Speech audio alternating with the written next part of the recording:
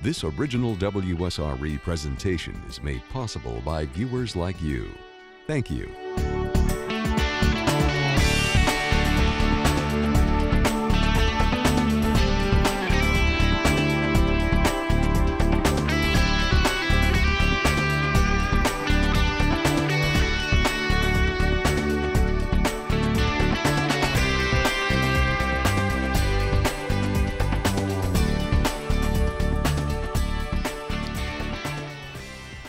The day was 6 years ago, right here at the intersection of 9 Mile Road and Hummingbird Boulevard in Escambia County.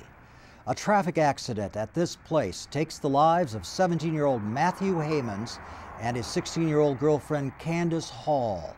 This memorial stands at the intersection today, a memory in memory of the two young lives that ended that day. So what happens to parents who lose children like that? Good evening, I'm Lloyd Patterson, and this is CTC, Connecting the Community. On our panel tonight, Matthew's mother, Sharon Bush Holler, who will never forget the son who had such a zest for life, senior at Woodham High School, outstanding student, going to be a future officer in the U.S. military. Also with us tonight, Debbie Zabukovec of Milton. Her son Benjamin died almost 4 years ago in a single car accident in Santa Rosa County. Lost control of his truck on Highway 87 after a night of drinking. He was not wearing a seatbelt. Debbie leads the Pensacola chapter of Compassionate Friends, a national organization that offers emotional support to families that are dealing with the death of a child. Allison Kuhn of Gulf Breeze is also a member of that group. She lost her 29-year-old son, Ryan Cusick, to a heart arrhythmia 3 years ago. Allison, a longtime ER nurse, was well aware of her son's 15-year drug history, but says he had been clean a year at the end of January '07 before his death. Then there's Bill Edens from Emerald Coast Hospice, an agency with a lot of experience in helping grieving people. He has 5 years of experience there, and he's going to tell us about a camp for kids who have lost loved ones. And it's this summer in Okaloosa County. And we thank you for joining us tonight. It's a tough subject, and I really appreciate your willingness to come in and talk about it. Is it something that, I'll start with you, Sharon, is it something you want to talk about? Because I get a feeling a lot of people avoid you. They don't want to talk to you about your son. Sometimes. Most of the time, yes, I'd like to talk about my son. The accident itself, not so much. Allison, is it something that you like to talk about, to be reminded of? I do. I like to talk about my son's spirit, the events surrounding. I found my son dead in his apartment. The events surrounding the particular day are just vivid memories, but I find myself searching for people to talk about the times they had with Ryan, the good things, the wonderful memories. And Debbie, how about you? Do you want to talk? I want to talk about my son. I want people to remember my child. He was a major part of my life. Him and I did a lot together. I want people to know who he is and remember him. Bill? Yes, we find that talking something through, it not only keeps the person alive, it helps us express our love and the ongoing memories that we all work through. There's some myths about grief, and some of them are that in about a year you're over it.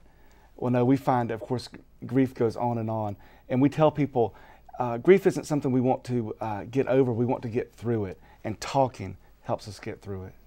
I heard one man tell the father of a son who died in a military accident that he needed to get over it. He needed to get over this, and the son was gone. That seemed a little cold. Do people tell you to get over it? I don't think anybody's ever told me to get over it. It's something you don't get over. How close to the surface is it in your life? It's always there. You kind of put it on the back burner a lot. Allison? Well, most people have to get on with their lives. It never leaves you. There's always a part that is always with you, and it never goes away. But most people cannot hibernate and go under. You have to get on with your life. And I think one thing that we as loving parents do in memory of our children is to live the best way we can, and to do something that, like in your case, you affected something wonderful for the community in memory of your son. I think we all do. At Compassionate Friends, as a group, we support each other, and we try to support new members to the grief community. Mm-hmm. And one of the things Allison is referring to is that Sharon, after that accident, went on a real community crusade to get a light at that intersection. And then what, it took two or 3 years, didn't it? Almost 2 years. But there is now a light at that intersection. There is. Where your son was killed. Does that where you channeled your energy, your anger after this accident? Yes. For the first 2 years, that's exactly what I did. I got petition after petition. I went to Chipley, to the Department of Transportation. I made numerous phone calls until I got what I wanted. And now it's a safer intersection today because of the work you did. That was sort of a, Bill, is that something that you come across very often, where parents will get this kind of reaction to the death of their child? They'll want to go testify before Congress. They'll want to change a law. They'll want to get a light at an intersection. Yes, sir. Of course, everyone's unique, and everyone can grieve differently. And you probably heard there's stages of grief. You have anger, bargaining, depression. Finally, you come to acceptance. And of course, many times there's denial, where you would withdraw for a while. And these things in and of themselves are a natural and even a good part of the grief process. But we want to then channel those things to more constructive areas, like a legitimate anger, you turn to community good. Or you can also get stuck in grief, and that anger can then begin to isolate you, even from loved ones, as you could misapply that anger to a loved one. So part of what we want to do as we work with people going through grief and bereavement is help them not what we call get stuck in one of these areas. Debbie, were you angry at your son after he was killed in that accident? Was angry at my son, and then some family members I was very angry with. Because in my eyes, they gave him permission to drink and drive after he broke every rule I ever had. My father was almost killed by a drunk driver in the early 90s, so my rule was I didn't care what time it was, what was going on. Instead of drinking and driving, you call me. And he was told by a person that I used to drink and drive when I was young, 20-something years ago, and that since I did it, I had no right to tell him he could not do it. And what did you say back to that? I still cannot confront that person. I do not want to deal with him. I do not confront him. I'm afraid of what I will do. Right. Now, do the circumstances of the child's death have an impact on the grief that you experience? Is the grief that you experienced as your son dying with this drug history, does that give you a different feeling toward it, do you think, than Debbie and Sharon have? Help me out here. Is there a difference, do you think? No.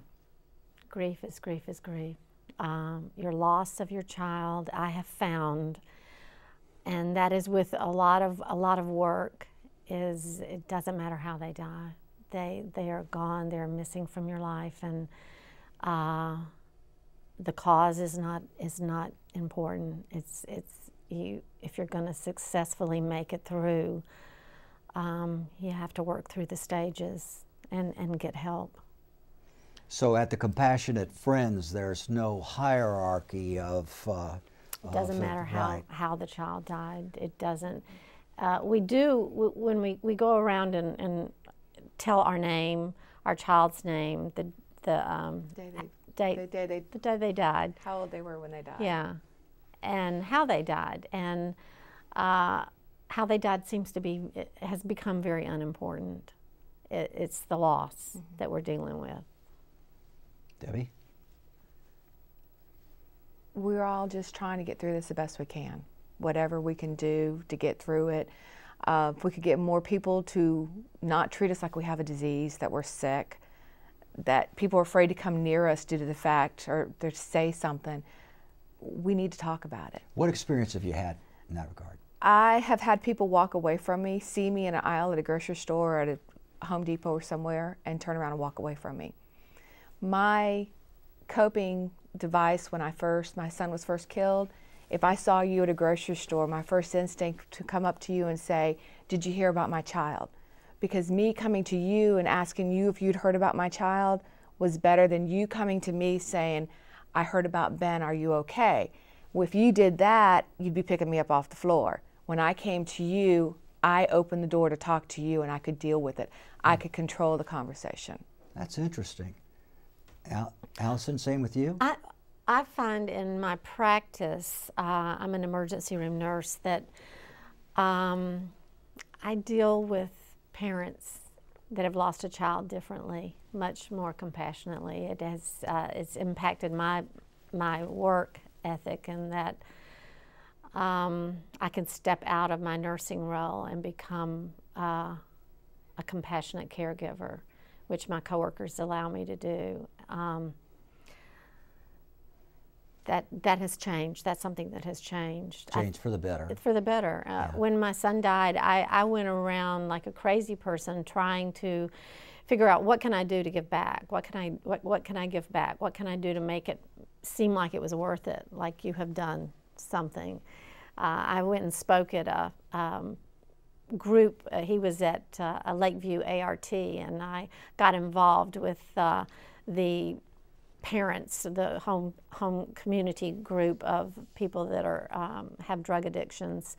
I felt a need to give, so I got involved with that. I think all of us want to do anything. We want to do something. Sharon, same question to you. How did neighbors, people, your longtime friends, how did they treat you after Matthew died? Most of them treated me fine. I mean, with compassion. There was a few that, like was said, that ignored you. Like when you would see them, you'd run into them in a store, you could see them, they would look at you, they'd turn around and walk away. They were just scared. They didn't know what to say. But most everybody was very helpful. Bill, do you hear that sort of thing very often? Oh, yes, sir. One thing in our culture, we don't necessarily have classes that we go to on how do you deal with grief, your own grief even, and then the grief of someone that you care about, a neighbor, a loved one. And so we often run into the situation, and I'll ask these two questions. Has someone said something that really helped you? And we share that with our groups, and we find these expressions really help people communicate. But we also ask, did someone, even with the best of intentions, say something that hurt you? And every time, someone will have said something that, even when they meant well, came across and really caused some pain. And so we say, well then, if someone says something that didn't help you, don't say that to someone else. For example, I was with a mother who lost a child, and she was a young mother, and the person said, well, you can have another. But to this mother, she was focused on that child that she lost, and there was no replacing that one. And so this really hurt her more. And so we run into these situations like that often. I would think that people in their desperate clamoring around to find something to say would frequently stumble over their words and want to say something and end up feeling very foolish. Therefore, it might be easy to understand why they hide behind the clothes rack when they see you in a store. What can they say to you? Debbie, what's a comforting, helpful thing that someone can say to you about your son? I've had situations recently where I've had people who've known my son and remember my son come up and tell me stories. Oh, I remember when Ben did this, or I remember when Ben did that, or just anything. I'm at the stage now, I want pictures. I want to help remember. I've got my stories, I want somebody else's stories now. Different memories that they have of my son. And when they come up and talk to me, I just want to hear what they have to say. Allison, what about you? What can someone help me out? What could I say to you that would not be clumsy and oafish about? I think the biggest thing is to acknowledge someone and to look them in the face and to maybe touch them, to touch, and to say, I'm sorry. That is simply, those simple words are just more than nothing. What if they say, I understand? You know what? That's okay too. That's acknowledgement. It's acknowledgement of pain. And maybe they do. Maybe I don't know their story. Maybe they do. Sharon, what can people say to you? What have people said to you that's wrong? And what can we say to you? What do you recommend people say? I don't really remember anybody saying anything wrong. I've had situations where I've run into different people lately that actually knew my son, and the same has told me stories that I have never heard before that I really like hearing. I had a little couple that I ran into that actually had pictures of my son and sat down with me and brought her photo album out and showed me pictures of my son because her grandson and Matthew were in ROTC together. And that's great. I love running across someone that knew him that I didn't know. Mm-hmm. Might be someone who just met him one time and made a good impression and say, you know, I met your son this one time. He was really a good kid. Exactly. That sort of thing. I get maybe people feel like if I talk about him, that's going to bring up the pain. They don't want to think about it. I don't want to remind them that they've lost their son. I think that is a very common misconception, that people are afraid that it's going to bring it up, but we want to talk about it. I would say a good 99%. And there are some that don't. There are some that really don't, but I think people find that out soon enough. Now, when you say you want to talk about it, do you want to talk about it selectively, or do you want to talk about it casually over when you're just at the lunchroom, at the hospital, people at the store? I think casually, because I think that's how you deal with people on a day-to-day basis. I had somebody say something to me recently, and I just said, thank you. Thank you for remembering him. That meant a lot to me. If you just joined us, I'm Lloyd Patterson, and this is CTC Connecting the Community. Tonight, a topic we have not done before, and that's on grief and how parents who have lost their children are getting through the grief, if it can be gotten through. It all started, for this story anyway, on 9 Mile Road. If you go on that stretch of highway in Escambia County, you know it's a very busy place. You'll see a memorial along the side of the road at 9 Mile and Hummingbird, where 2 young people died in a traffic accident 6 years ago. The mother, after this, went to town. She really worked hard. She got a light at this intersection. We invited Sharon Bush, now Holler, to be on our program tonight with 2 others from Compassionate Friends and Bill Edens from Emerald Coast Hospice to talk about this whole thing where parents have lost children. And it's got to be the hardest thing in the world to imagine. And being a part of two of our guests are part of Compassionate Friends. Debbie is the leader of the local group. Talk about a group you don't want to belong to. You don't want to belong to, but I've seen it while we're sitting here talking. I'll say something and Sharon and Allison are shaking their head, and then they'll say something, I shake my head. When you go to the Compassionate Friends meeting, that's what it is. It's nice to have the confirmation that you're not crazy. After Ben died, I'm not a routine person, I'm not an organized person, but if you broke up my routine, I couldn't deal with it. In my head, as soon as something messed up my day, I'd have the replay in my head of what happened with my son's accident, where I was, what happened. And I talked about it one day at Compassionate Friends, and I said, I feel like I'm going crazy. And I had a room full of people tell me, no, I wasn't going crazy. When my husband and I would fight, I'd have some of the gentlemen in Compassionate Friends come up and tell me, this is his point of view. This is how he's looking at it. this is where you need to look at it his way instead of your way. I had to remember he was grieving also. I wasn't the only one grieving. So Compassionate Friends is it's an excellent program. Right, and you all have sons, surviving sons. You all lost a son, you have surviving sons. How did those boys, how did they react to the death of their brother? Sharon? My sons were very close, and my surviving son is actually, he was in college at the time, and he's had a little bit of a struggle getting through. He's still in college, still going strong, and he will make it, but he was pretty much my rock. Did you seek counseling for him? Did you? I did not. I kind of left it up to him, and he's actually married, so he and his wife kind of got through it together. Okay. Your sons, how did they react? My sons are 10 years younger. I had two families. And Ryan was with their older brother. They were both in college. They are now 22 and 23 years old.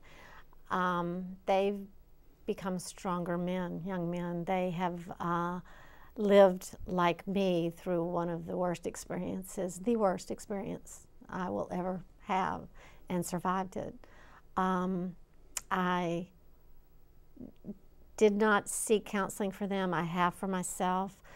They are coming up on a very regular basis because I'm a talker and I want to hear what they're saying and I want to help them through it, but I know that they can only take their own road.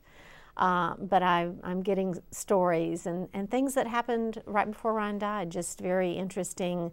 This is something that happened, Mom. And so they are walking their own walk. Debbie, your other son, how did he react and how is he doing today? Well, Ben and Sean were actually roommates. They were living together at the time. And they were in the process, the weekend that Ben died, as they were moving from an apartment into a house. So everything went crazy trying to get that organized, plus the move.